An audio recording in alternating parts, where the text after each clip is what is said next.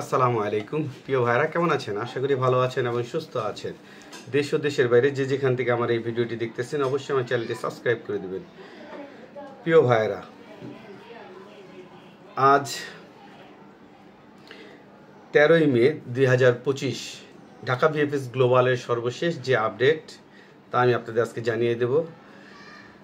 প্রিয় ভাইরা, আজকে সে আপডেটটি জানানোর আগে একটি বিশেষ গুরুত্বপূর্ণ বিষয় নিয়ে আলোচনা করব, যেটা আসলে আমরা অনেক দিন যাবৎ এই ভোগান্তিটা ভুগতেছি, কিন্তু এই জিনিসটা নিয়ে কেউ কথা বলে না। সেই জিনিসটি নিয়ে কথা বলবো, সেটা হচ্ছে আমরা যারা 2023 ডিসেম্বর 2024 যারা নুলস্থা হাতে নিয়ে বসে রয়েছি, যারা নুলস্থা জমা দিয়ে পাসপোর্ট রিটার্ন নিয়ে বসে রয়েছি এবং বিভিন্ন সমস্যা নিয়ে বসে রয়েছি। কিন্তু একটা জিনিস আপনারা অনেকেই আমাকে প্রশ্ন করেন যে তথ্য নেওয়ার জন্য, কিন্তু ঢাকা ভিএফএস গ্লোবাল আমাদের যে তথ্য কেন্দ্রটা বন্ধ রাখছে, এ কারণে আমাদের কিন্তু অনেক ধরনের হয়রানির শিকার হতে হয়। প্রিয় ভাইরা, আপনারা যে এক একজন বিভিন্ন সমস্যা নিয়ে বসে আছেন, আপনাদের সমস্যার সমাধান দেওয়ার কিন্তু একটাই জায়গা, সেটা হচ্ছে ভিএফএস গ্লোবাল। আপনাদের সকল সমস্যা তারা আপনাদের একটা নির্দিষ্ট গাইডলাইন তারা দেবে, কিন্তু তারা কিন্তু টোটালি কোনো ধরনের আমাদের তথ্য দিতে চায় না। যেহেতু আমরা যদি কোনো তথ্য যদি ভিএফএস গ্লোবাল থেকে যদি না পাই, আমরা যদি ভিতরে ঢুকতে না পারি, তাহলে আমরা কিভাবে তথ্য জানবো? অনেক মানুষের হাজারো প্রশ্ন থাকে, যে প্রশ্নগুলো কোনো ব্লগার বা কোনো কেউ এইভাবে দিতে পারবে না, যেটা ভিএফএস গ্লোবাল দিতে পারবে, কারণ তাদের কাছে সকল তথ্যের একটা সমাধান তাদের কাছে আছে। প্রিয় ভাইরা, আপনারা যারা আছেন, আপনারা অনেক সময় অনেক কিছু জানতে চান। আসলে এইসব জানানোর দায়িত্ব তো ভিএফএস গ্লোবালের, কিন্তু ভিএফএস গ্লোবাল কোনো প্রকার তথ্য দিচ্ছে না। আমাদের আসলে এটা নিয়ে একটি আলোচনা করা দরকার। এই ভিএফএস গ্লোবাল আমাদের কেন তথ্য দেবে না, এই ব্যাপারে আমাদের একটি আসলে ওইখানে কথা বলা উচিত। আমাদের ভুক্তভোগী ভাইয়েরা ওইখানে গিয়ে এই বিষয়টা নিয়ে আমরা তাদের কাছে জবাবদিহিতা চাওয়া উচিত, কারণ ভিএফএস গ্লোবাল তথ্য দিতে বাধ্য আমাদের, কিন্তু ভিএফএস গ্লোবাল কোনো প্রকার তথ্য দিতে চাচ্ছে না, কোনো কিছুই আমরা জানতে পারি না। আর ভিএফএস গ্লোবালের যে নাম্বারে কল দিতে হয়, সেই নাম্বারে আপনি 100 বার ট্রাই করার পর একবার ঢুকবে কিনা সন্দেহ আছে। তাহলে এভাবে তো আসলে হয় না, কারণ হাজারো মানুষের ভোগান্তি আছে।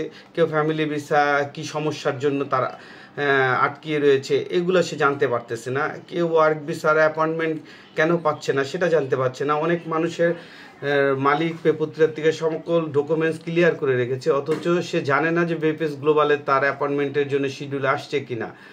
ভিএফএস গ্লোবাল জানাবে, তারপর সেটা জানবে, কিন্তু সে যে ভিএফএস গ্লোবালে গিয়ে জিজ্ঞাসা করবে, সেই সুযোগটা সে পাচ্ছে না। সে ভিএফএস গ্লোবালে তার কাগজটা দেখাবে, সেই সুযোগ সে পাচ্ছে না।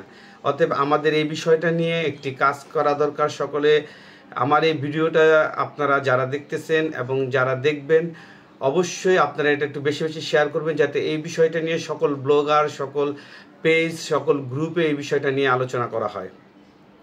যাই হোক, আজকে ঢাকা ভিএফএস গ্লোবালের আমি সর্বশেষ যে আপডেট, সে আপডেটটি আপনাদের জানিয়ে দেব।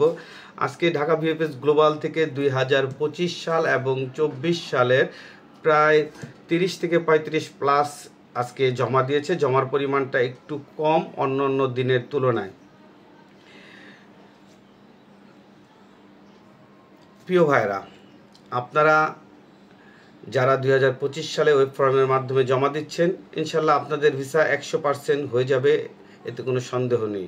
তবে কিছু কিছু ক্ষেত্রে 2024 সালের একটি জিনিস লক্ষ্য করা যাচ্ছে, যে তারা অ্যাপয়েন্টমেন্ট পেয়ে জমা দিচ্ছে এবং সেটা হঠাৎ করেই অনলাইনে দেখাচ্ছে না। যদি অনলাইনে যদি নাই দেখায়, তাহলে তারা কিভাবে ওয়েব ফর্মের মাধ্যমে আপনাকে অ্যাপয়েন্টমেন্ট দিল, এই জিনিসটা আমার বুঝে আসছে না। গত 2 দিন যাবৎ এই ধরনের অনেক মেসেজ আমি পাচ্ছি। অনেকে আমাকে হোয়াটসঅ্যাপে নক দিয়েছেন, কথা বলেছেন।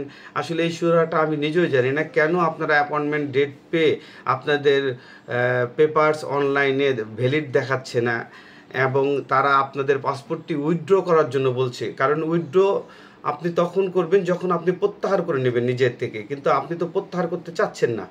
তারা কি জন্য আপনাকে প্রত্যাহার করার কথা বলতেছে, সেটা আমার বুঝে আসছে না। যাই হোক, এই বিষয়টা এই জন্য ভিএফএস গ্লোবাল থেকে জানা উচিত যে তারা যদি তথ্য কেন্দ্রটা চালু রাখতো, তাহলে কেন উইথড্র করা হবে। সেটা যদি আমার কাগজ সঠিক না থাকে তাহলে আমাকে রিজেক্ট করে দেবে। আর যদি বর্তমান সময়ে সঠিক না থাকলে তারা জমা নেওয়ারই কথা না। যাই হোক, আজকে 2025 সালের এবং 2024 সালের প্রায় ভিসার পরিমাণ 30+ হবে এবং ফ্যামিলি ভিসার আজকে জমার পরিমাণ প্রায় 12 থেকে 15 জনের মতন হবে। আজকে ফ্যামিলি ভিসার জমার পরিমাণটা কম ছিল, কিন্তু কালেকশনের পরিমাণটা অনেক বেশি ছিল।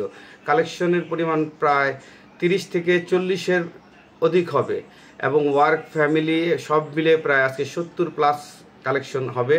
এবং আজকে বেশিরভাগই ইদানিং দেখা যাচ্ছে পেজুরা শহর এবং রাগুসা, এবং আজকে একটি রিজেক্টের খবর বেশি প্রচার হচ্ছে, সেটা হচ্ছে রোম শহরের আজকে রিজেক্ট দেখা গিয়েছে। এবং আজকের যে পরিমাণ ভিসা পেয়েছে, আসলে 2025 সালেরই ভিসার পরিমাণটা বেশি এবং 2024 সালের বা 2023 সাল বলতে আসলে 2023-এর ডিসেম্বরকে বোঝানো হয়ে থাকে যে 2023 সালে তারা ভিসা পাচ্ছে, কিন্তু 2023-এর মার্চের ফ্লুচির ভিসা আমি আসলে দেখতে পাচ্ছি না এখন পর্যন্ত ওইভাবে যে কেউ পাচ্ছে। তবে কালকে থেকে কিছু নিউজ আসতেছে যে বিভিন্ন জায়গা থেকে নাকি 23-এর অনেক ধরনের মেসেজ তারা পাচ্ছে রিসাবমিট করার জন্য, কিন্তু আসলে ওই পরিমাণ লোক আজকে দেখা যায়নি। তবে 2-1 জমা দিতে পারে, যেটা অগোচরে থাকতে পারে, কারণ বর্তমান সময়ে যারা 23-এ জমা দিচ্ছে এবং 2024-এ যারা জমা দিচ্ছে ঠিক ওইভাবে বোঝা যায় না এবং অনেকে বলতে চায় না এখন, কারণ আগে যেভাবে বলতো এখন আসলে ওইভাবে বলতে চায় না। ওইখানে গেলে বোঝা যায় যে কী পরিমাণ সমস্যা, কারণ অনেকে প্রশ্ন করলে প্রশ্নের উত্তর দিতে চায় না। যাই হোক, তারপরে যতটুকু জানি আপনাদের জানানোর চেষ্টা করলাম।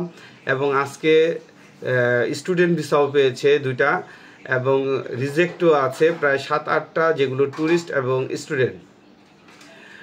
সেই সাথে আজকে আরও একটা বিষয় নিয়ে আলোচনা করব, সেটা হচ্ছে ডোমেস্টিক ভিসা। গত 2-3 দিন লক্ষ্য করা গেছে, কিন্তু আজকে ডোমেস্টিক ভিসার জন্য কাউকে দেখিনি জমা দিতে।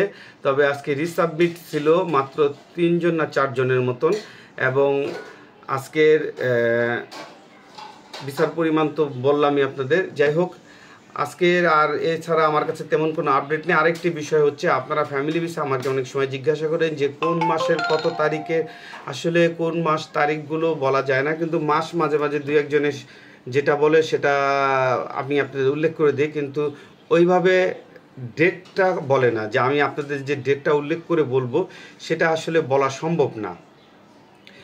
যাই হোক, আপনারা ভালো থাকবেন এবং যারা আমার এই ইউটিউব চ্যানেল থেকে আমার ভিডিওটি দেখতেছেন অবশ্যই সাবস্ক্রাইব করে দেবেন, এবং আমার ফেসবুক পেজ থেকে দেখে থাকলে অবশ্যই আমার চ্যানেলটি লাইক, কমেন্টস, শেয়ার করে দেবেন। এছাড়া আর কিছু বলার নেই। যাই হোক, আপনারা আমার এই বিষয়টা খেয়াল রাখবেন যে ভিএফএস গ্লোবালের বিষয়টা নিয়ে কি করা যায়, এটা আপনারা অবশ্যই কমেন্ট করে জানাবেন। এবং এটা নিয়ে যদি আপনারা একটু বেশি প্রচার করেন ভিডিওটা, তাহলে অবশ্যই অন্যান্য গ্রুপে এই জিনিসটা নিয়ে আলোচনা হবে। যাই হোক, পরিশেষে আপনারা সকলে ভালো থাকবেন, সুস্থ থাকবেন। আসসালামু আলাইকুম।